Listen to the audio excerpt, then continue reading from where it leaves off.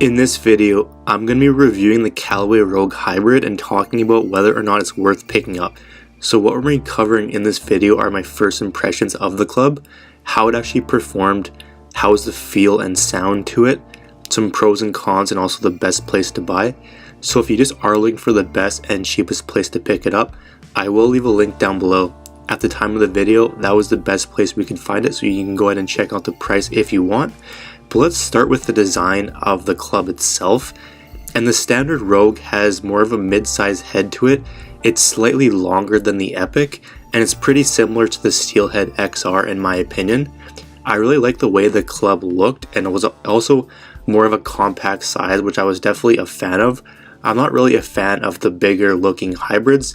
They're pretty similar to like Fairwoods almost, and that's pretty much made to increase forgiveness, that kind of thing. But I prefer a hybrid that has more like, workability, more versatility, and that's kind of where the mid or smaller size, more compact head comes into play. And this was definitely that, and I was definitely a fan of it. The Rogue X model is slightly bigger as well, and that was pretty much designed for players who want straight like distance and forgiveness over versatility and workability. But I myself prefer just the normal Rogue, but a lot of people will prefer the X if they're looking for distance and forgiveness. But how is the sound and feel to it? Now, I'm not the biggest fan of some of the super light and almost hollow sounding golf clubs on the market these days. I've always kind of liked the way Callaway clubs have felt and sounded, and the Rogue was just the same. There was nothing new with that. It was just like any other Callaway, and I was definitely pleased with the sound and feel to it. It almost sounded like a Fairwood to me, which I liked a lot, but one thing I did notice was that the feel and also like the feedback wasn't as good as some of the others out there.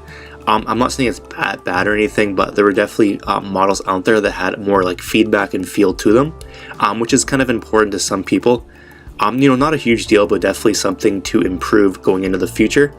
How did it perform? Because that's kind of the main thing that really matters. But in my experience, the most forgiving hybrid has always been like the Callaway XR.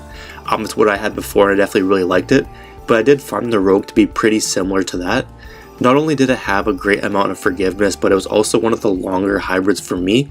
I'm not saying it's the longest hybrids out there, but for me in my swing, it was definitely the longer hybrid out of all the ones we've tried, and we've tried out quite a few.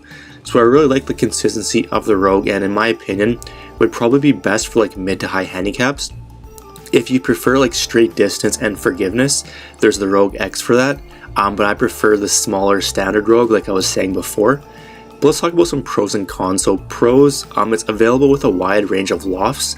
There's like 19, 21, 24, I believe. And maybe a few ones in between there, but there's a wide range of lofts or kind of whatever you want to use it for. It's one of the longer and more forgiving hybrids. It had a nice sound to it.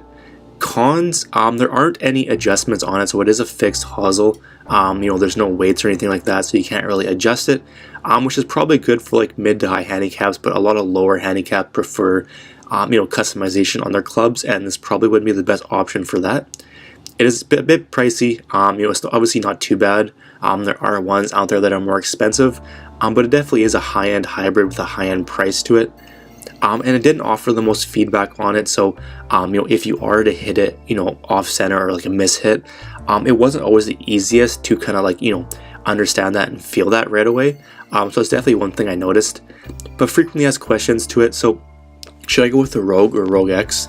If you need a lot of forgiveness, go with the Rogue X. Like if you are like a high handicap with a lot of forgiveness, you don't always hit the ball pure, probably the Rogue X. But if you are like a mid handicap and you don't really struggle with consistency, that kind of thing, I myself just prefer the Rogue. What's the main purpose of these clubs? So the first use that I have for them is that I can hit them more consistently than my long irons. And then secondly, they work a lot better than woods for getting out of bad lies. And those are kind of the two main purposes that I personally use a hybrid for. The breakdown, performance score, I'll give it a 10. Price score, I'll give it a 7.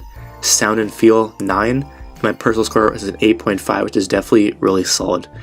Is it worth it? Taking into account all the pros, all the cons, I would say if you're looking for a mid-size hybrid that offers a lot of forgiveness and distance, this could be the perfect option for you.